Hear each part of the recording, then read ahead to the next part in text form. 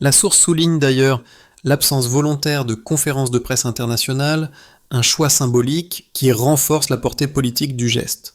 Le contexte humain permet de mesurer plus concrètement ce basculement. Dans la périphérie de Niamey, des producteurs agroalimentaires observent que les premiers tronçons réduisent déjà les temps d'acheminement vers les centres urbains. Sans chiffres exhaustifs, l'indication qualitative est claire. Une partie des récoltes cesse de se perdre en route. À Ouagadougou, de jeunes commerçants notent que des flux auparavant erratiques deviennent plus prévisibles, modifiant leur capacité à planifier et à investir. Ces signaux précoces nourrissent le discours de dirigeants sahéliens dont Ibrahim Traoré qui présente le rail comme un outil de reconquête économique plutôt que comme une simple infrastructure. Le projet commence ainsi à fonctionner comme une matrice de lecture nouvelle. Relier, stabiliser, décider autrement. Le fil conducteur de cette séquence n'est ni une institution ni un chiffre, mais une expérience collective. Les habitants du Sahel apparaissent ici comme des acteurs silencieux qui rendent visibles les premiers effets d'un choix structurel longtemps abstrait. Leur quotidien sert de prisme pour comprendre ce que signifie réellement une infrastructure pensée pour connecter plutôt que pour extraire. Dans les zones périphériques de Niamey, les premiers impacts se lisent dans des gestes simples. Des producteurs agricoles, habitués à voir une partie de leur récolte se détériorer faute de transport fiable, constatent une amélioration progressive des acheminements dès l'ouverture de certains tronçons. Le changement reste partiel, mais il modifie déjà la perception du risque. Produire n'est plus systématiquement synonyme de perte. Cette évolution, décrite sans chiffres précis dans la source, agit comme un signal de stabilisation logistique. À Ouagadougou, le regard se déplace vers les jeunes commerçants et entrepreneurs urbains. Longtemps dépendants de routes imprévisibles traversant des zones instables, ils observent que la structuration des gares et des centres de fret rend les flux interurbains plus réguliers. Cette prévisibilité transforme leur capacité à planifier, à constituer des stocks et à envisager des investissements modestes mais durables. L'économie locale gagne en lisibilité. Ces expériences concrètes nourrissent le récit politique porté par des dirigeants comme Ibrahim Traoré, qui s'appuient sur ces indicateurs du quotidien pour illustrer une autonomie en construction. Le rail cesse d'être une promesse lointaine. Il devient un outil perçu, vécu, discuté. Relier les capitales, ici, signifie surtout redonner du pouvoir d'agir au territoire. Avant cette décision commune, le schéma était connu. Les grandes infrastructures sahéliennes naissaient rarement d'une initiative interne. Elles dépendaient de calendriers extérieurs, de conditionnalités financières et de priorités souvent éloignées des besoins quotidiens des territoires. Le rail, lorsqu'il existait, servait surtout à extraire et à exporter. Après l'annonce d'avril 2025, la logique bascule.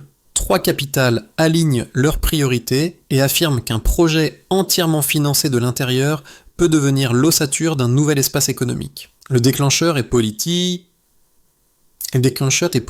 autant que symbolique. Les gouvernements du Burkina Faso, du Mali et du Niger annoncent que les ressources nationales, or, uranium, coton, énergie, constitueront la base du financement. Aucun recours aux circuits traditionnels, aucun adossement à des bailleurs internationaux. Cette déclaration surprend car elle rompt avec des décennies de pratiques considérées comme incontournables. Dans les capitales sahéliennes, la décision est perçue comme un acte de reprise de contrôle plutôt que comme un pari idéologique. La montée s'enclenche rapidement. Des équipes techniques cartographient les tracés potentiels en privilégiant les zones agricoles, minières et industrielles. Les corridors sont hiérarchisés selon leur utilité régionale et non selon leur capacité à rejoindre des ports extérieurs. À Ouagadougou, Bamako et Niamey, des réunions successives redessinent les nœuds logistiques. Les plans intègrent des gares de fret, des systèmes de signalisation numérique et une infrastructure routière complémentaire destinée à absorber les flux secondaires. Le projet commence à prendre une forme opérationnelle. L'accélération se manifeste sur le terrain. Les premières zones dégagées accueillent les futures gares régionales. Des entreprises locales, auparavant cantonnées à des travaux limités, participent à l'édification d'un réseau présenté comme un système nerveux pour le Sahel. Des brigades d'ingénieurs circulent entre les capitales afin d'harmoniser les normes techniques et de réduire les écarts structurels entre segments nationaux.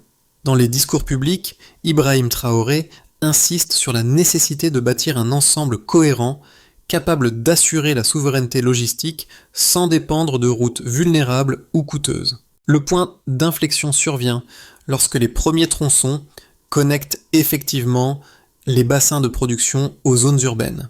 Les producteurs agricoles constatent que les délais se raccourcissent et que les pertes post-récolte diminuent. Les commerçants réorganisent leur chaîne d'approvisionnement autour de trajets plus prévisibles. Les volumes restent limités, mais la perception du coût du transport change déjà. La proximité économique devient plus tangible. Les répliques ne tardent pas. Les marchés urbains augmentent leur capacité d'absorption. Les petites entreprises trouvent plus facilement des débouchés régionaux. Sur le plan institutionnel, la création d'une banque d'investissement régionale verrouille l'autonomie financière du projet et empêche un retour vers les circuits anciens.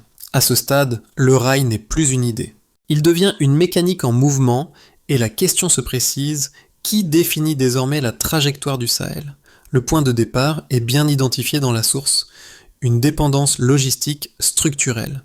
Pendant des décennies, les économies du Burkina Faso, du Mali et du Niger ont fonctionné avec des flux internes fragmentés, lents et incertains.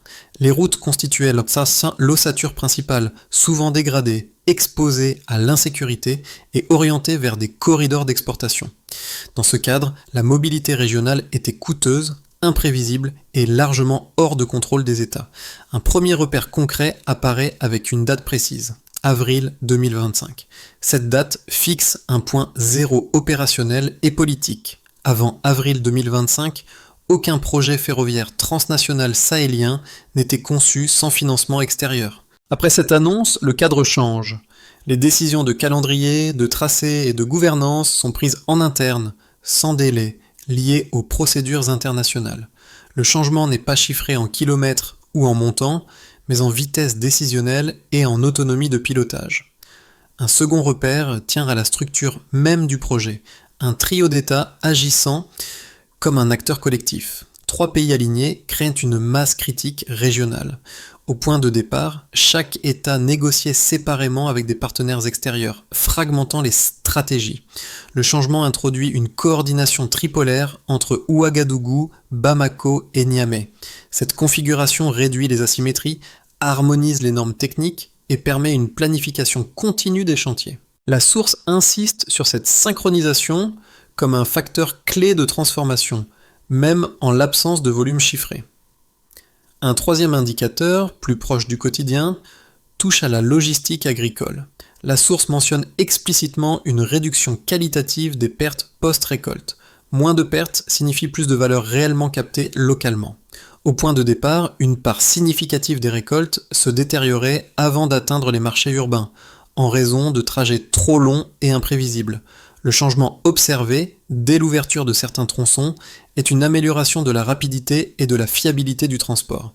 Même sans pourcentage précis, cette évolution fonctionne comme un indicateur d'efficacité logistique tangible. À ces 3 repères s'ajoute un changement transversal difficile à quantifier mais clairement décrit: la suppression des délais liés aux conditionnalités extérieures. En se finançant eux-mêmes, les États éliminent les phases d'attente associées aux négociations avec les bailleurs internationaux.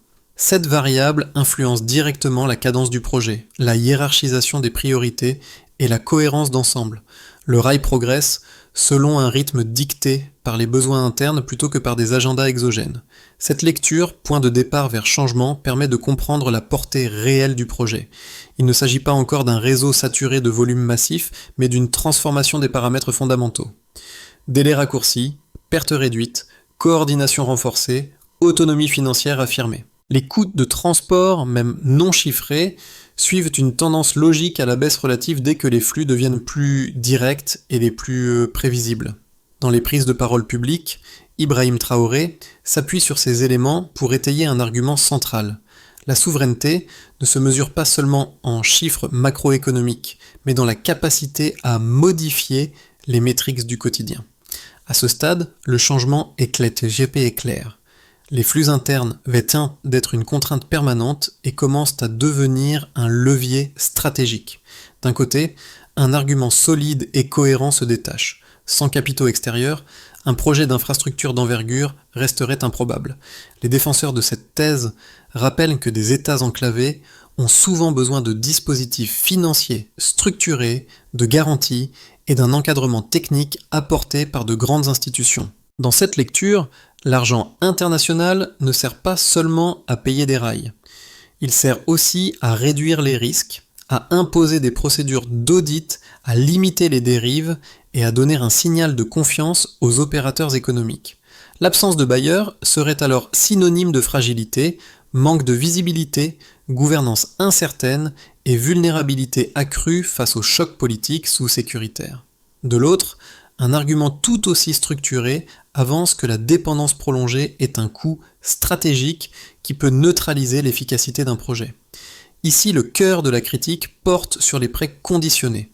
Ils orientent les priorités, ralentissent les décisions souveraines et installent une forme de contrôle indirect sur la trajectoire économique. La source va jusqu'à évoquer une idée nette, portée par une partie des contestataires. L'aide internationale peut fonctionner comme un mécanisme d'entretien de la pauvreté, en maintenant les États dans un cycle où l'autonomie reste toujours différée. Dans cette perspective, le problème n'est pas l'infrastructure.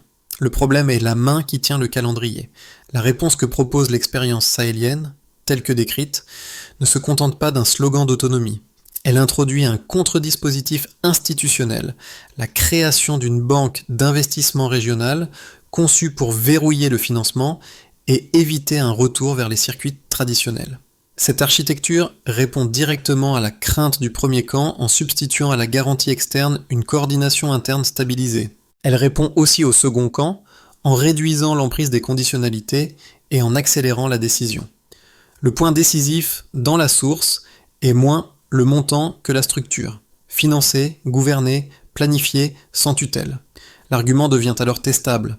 Si la coordination tient, et si les premiers segments produisent des effets logistiques concrets, la thèse de l'impossibilité sans bailleur perd de sa force. À mi-parcours, une idée s'impose. Le rail redéfinit le pouvoir territorial. Ce basculement ne relève pas d'un effet de discours, mais d'un changement de fonction. Jusqu'ici, les infrastructures sahéliennes étaient pensées comme des lignes de passage, souvent incapables de stabiliser durablement les espaces qu'elles traversaient. Le projet ferroviaire décrit dans la source introduit une logique différente. Chaque tronçon actif devient un point fixe, chaque gare un marqueur de présence étatique. Le rail cesse d'organiser seulement la mobilité. Il commence à structurer le territoire. Cette dimension apparaît clairement lorsque l'on observe les zones traversées. Agricoles, minières, industrielles, elles étaient souvent fragmentées par l'insécurité ou par une faible continuité administrative. L'arrivée d'une infrastructure lourde modifie l'équilibre local. Les flux deviennent prévisibles, les services techniques s'installent, les autorités renforcent leur présence. La souveraineté ne se manifeste plus uniquement dans des déclarations, mais dans la capacité à tenir un espace dans la durée. À ce stade du récit, la lecture économique glisse vers une lecture politique. Relier des capitales n'est plus seulement une question de coût ou de délai. C'est une manière de reprendre possession de zones longtemps disputées. Dans ce contexte, Ibrahim Traoré et les autres dirigeants sahéliens articulent explicitement le lien entre reconstruction logistique et reconstruction de l'autorité publique. Le rail agit alors comme un levier discret mais profond. Il redessine les rapports entre mobilité, sécurité et décision. Pour les États, la première conséquence est institutionnelle. La mise en place d'un corridor ferroviaire continu crée un maillage administratif là où l'action publique était intermittente. Les gares, les centres de maintenance et les dispositifs de signalisation deviennent des points d'ancrage durable. Ils permettent aux autorités de maintenir une présence régulière dans des zones auparavant fragmentées par l'insécurité. Dans ce cadre, Ibrahim Traoré insiste sur une idée centrale. Contrôler les déplacements, c'est élargir son horizon de décision. L'infrastructure agit ainsi comme un multiplicateur de souveraineté en renforçant la continuité territoriale sans recourir à des dispositifs extérieurs. Pour les entreprises locales, l'effet se lit dans la prévisibilité. Les acteurs économiques, longtemps dépendants de routes aléatoires, commencent à intégrer le rail dans leurs calculs. Les chaînes d'approvisionnement gagnent en régularité, même à faible volume. Cette stabilité permet aux petites et moyennes entreprises de mieux planifier leurs stocks, d'anticiper les délais et de réduire les coûts liés aux ruptures logistiques. La source évoque une amélioration de la fluidité entre les capitales, ce qui favorise l'émergence de pôles commerciaux régionaux. L'économie interne devient moins vulnérable aux chocs ponctuels. Pour les agriculteurs et les populations, les conséquences sont plus immédiates. La réduction qualitative des pertes post-récolte modifie directement la valeur du travail fourni. Lorsque les produits atteignent les marchés urbains en meilleur état, l'effort agricole cesse d'être partiellement annulé par le transport. Cette amélioration renforce la confiance dans les circuits internes. Pour les jeunes générations, l'impact est aussi symbolique. Le projet, financé sans aide extérieure, nourrit un sentiment de capacité collective. Les centres de formation et les emplois techniques associés au rail ouvrent des perspectives concrètes ancrées localement. À l'échelle régionale et continentale, l'effet dépasse les frontières des 3 pays. La source souligne que d'autres États africains observent attentivement cette expérience. Le corridor sahélien fonctionne comme un prototype. Il démontre qu'un projet stratégique peut être conçu, financé et gouverné localement. Cette dimension symbolique recompose les débats sur l'indépendance économique. Le rail devient un argument politique, un exemple mobilisable dans les discussions sur l'intégration régionale et sur la place de l'Afrique dans un système mondial longtemps asymétrique. Dans un scénario central, la consolidation progresse sans rupture majeure. Les 3 pays poursuivent l'alignement de leurs priorités logistiques et les tronçons déjà fonctionnels améliorent la circulation interne sans encore transformer l'ensemble du système. La Banque d'investissement régionale stabilise son rôle, accélère certains chantiers ciblés et protège le calendrier des interférences extérieures. Les marchés urbains gagnent en régularité, les producteurs agricoles sécurisent leurs flux et les entreprises locales intègrent progressivement le rail dans leur stratégie. L'effet dominant reste la normalisation, une infrastructure qui devient familière et qui, par sa simple continuité, modifie les habitudes économiques. Dans un scénario plus optimiste, la dynamique s'accélère et prend une portée démonstrative. Si les conditions de sécurité se maintiennent sur les zones traversées, les gares intermédiaires attirent des activités nouvelles. Formation technique, hubs commerciaux, petites unités industrielles. Le projet cesse d'être perçu comme une exception sahélienne et devient une référence continentale. D'autres États testent des coopérations parallèles ou des mécanismes d'autofinancement inspirés du modèle. L'autonomie n'est plus seulement revendiquée, elle devient observable. L'effet d'entraînement recompose les équilibres régionaux et renforce la crédibilité politique du corridor. Un scénario dégradé met en lumière les fragilités persistantes. Des tensions sécuritaires ou politiques ralentissent certains segments, fragmentant temporairement la continuité du réseau. La pression extérieure s'intensifie, cherchant à réintroduire des circuits de financement conditionnés. Dans ce contexte, la Banque d'investissement régionale joue un rôle défensif crucial pour éviter un retour au schéma ancien. Les retards n'annulent pas le projet, mais en réduisent la portée immédiate, en particulier pour les jeunes générations dont les attentes avaient été ravivées. Face à ces trajectoires possibles, la posture analytique recommandée reste conditionnelle. Plutôt que d'anticiper une issue unique, il s'agit d'observer la robustesse des mécanismes internes. Si les conditions tiennent, le projet continuera d'élargir ses effets. Si elles cèdent, il révélera néanmoins une capacité collective déjà acquise. La compréhension de ce projet évolue selon le regard porté. Pour celles et ceux qui suivent de près l'actualité du Sahel, le chemin de fer apparaît comme un repère analytique nouveau. La source montre que l'infrastructure ne se limite pas à une réponse économique. Elle offre une grille de lecture différente, des dynamiques régionales, longtemps réduites à l'instabilité ou à la dépendance. Le spectateur saisit alors que la trajectoire sahélienne ne se résume plus à subir des contraintes, mais à tenter de les reconfigurer de l'intérieur.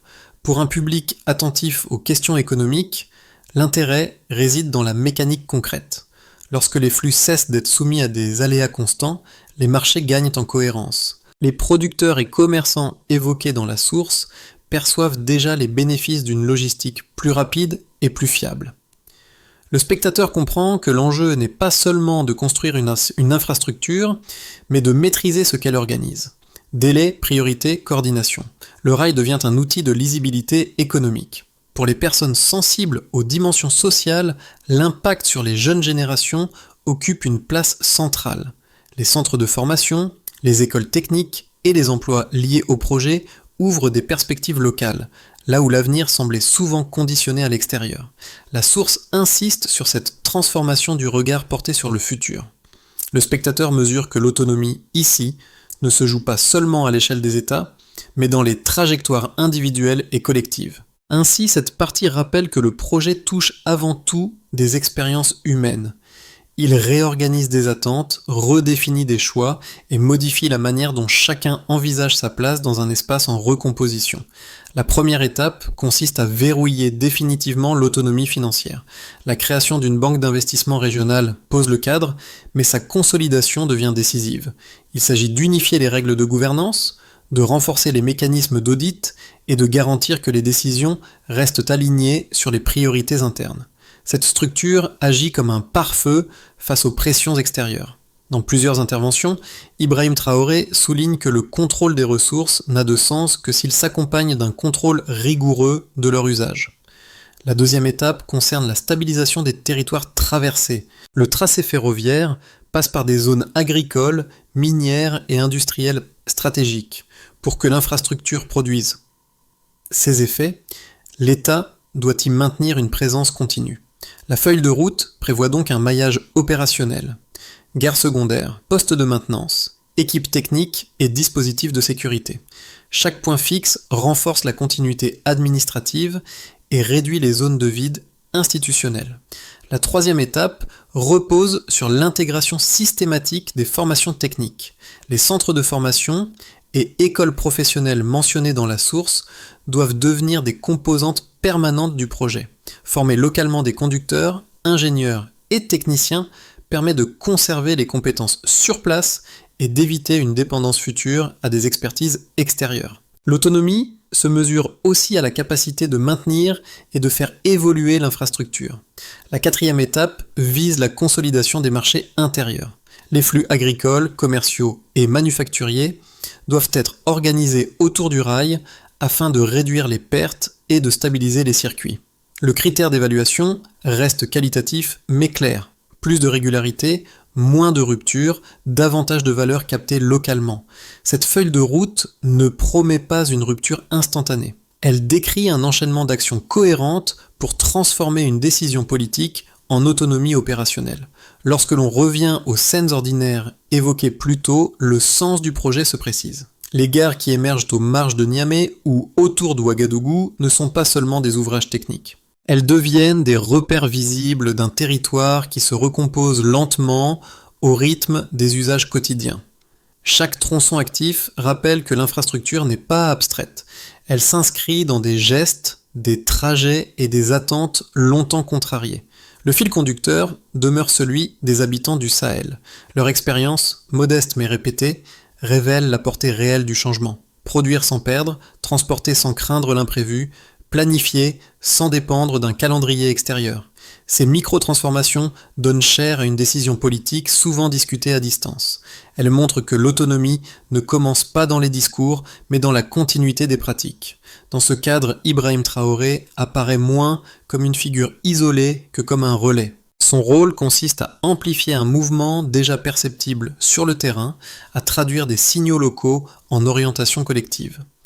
Le projet ferroviaire agit alors comme un lien entre le politique et le vécu, entre la décision et l'expérience. Un territoire change quand ses habitants y croient. Ce parcours sahélien ouvre un espace de réflexion plus large que le seul projet ferroviaire. Il interroge la manière dont des sociétés peuvent reprendre prise sur leurs choix collectifs lorsque les conditions matérielles commencent à s'aligner avec les ambitions politiques. À mesure que les corridors, les gares et les centres de formation prennent forme, une autre façon de penser l'avenir circule dans les débats publics. Elle ne promet pas une rupture magique, mais une capacité accrue à décider depuis l'intérieur. Pour celles et ceux qui suivent de près l'actualité, qu'il s'agisse des analyses autour d'Ibrahim Traoré Burkina Faso, des prises et de paroles relayées dans une Ibrahim Traoré Interview ou plus largement des Burkina Faso News, ce projet fournit un cas concret à discuter, comparer, questionner. Il invite à dépasser les récits figés, qu'ils soient pessimistes ou excessivement triomphalistes, pour observer les mécanismes réels à l'œuvre. Partager cette histoire, la confronter à d'autres expériences africaines, en débattre collectivement, permet d'enrichir une culture de responsabilité et de coopération. L'autonomie, ici, n'est pas un slogan clos, c'est un processus ouvert, encore en construction. La question reste entière, et elle s'adresse à chacun. Que choisissons-nous de bâtir lorsque la possibilité de décider ensemble devient enfin tangible ? Avril 2025 bouleverse l'ordre établi avec un rail autofinancé sahélien. Sans dons, sans prêts, sans tutelle, 3 États enclavés défient des décennies de dépendance économique régionale. Que change vraiment Ibrahim Traoré pour ceux qui vivent au Sahel ? Un horizon s'ouvre et tout vacille. Ce récit avance une promesse claire, comprendre comment une infrastructure peut déplacer les marges de décision d'États longtemps contraints. Pour le spectateur, le bénéfice est précis, saisir les leviers réels d'une autonomie durable au-delà des slogans et des postures idéologiques. L'enjeu dépasse largement une ligne de chemin de fer. Il touche à la manière dont des pays enclavés redéfinissent leur rapport à la richesse, au territoire et au temps politique. Depuis des décennies, les projets structurants du Sahel obéissaient à une logique extérieure. Financer, extraire, exporter. Ici, la séquence s'inverse. En observant ce basculement, on voit apparaître des tensions entre vitesse et contrôle, entre souveraineté affichée et capacité réelle, entre attentes populaires et contraintes géopolitiques. La figure d'Ibrahim Traoré s'inscrit dans ce cadre comme un révélateur, non comme une solution unique. Ce qui se joue maintenant, c'est une question simple mais décisive. Si le financement change de main, qui fixe réellement les priorités ? La réponse conditionnera la trajectoire économique, sociale et politique de toute une région. Avril 2025 marque une rupture nette. 3 pays sahéliens annoncent une ligne ferroviaire à grande vitesse financée exclusivement par leurs propres ressources. Aucun prêt du FMI, aucune enveloppe de la Banque mondiale, seulement une décision conjointe qui inverse une norme vieille de plusieurs décennies. Ce signal temporel agit comme un point d'ancrage analytique. Pendant longtemps, le Burkina Faso, le Mali et le Niger ont évolué dans un environnement économique contraint par l'enclavement géographique et par la dépendance à des corridors orientés vers l'exportation. Les infrastructures existantes, lorsqu'elles étaient opérationnelles, répondaient surtout aux besoins de partenaires extérieurs, minerais acheminés vers les ports, flux conçus pour sortir la valeur plutôt que pour irriguer les territoires. La logique dominante était celle de l'extraction, rarement celle de la connexion interne. Dans ce cadre, l'annonce d'un projet ferroviaire autofinancé produit un effet de contraste immédiat. Elle remet en cause l'idée largement admise selon laquelle seules des institutions internationales peuvent porter des transformations d'envergure dans des États enclavés.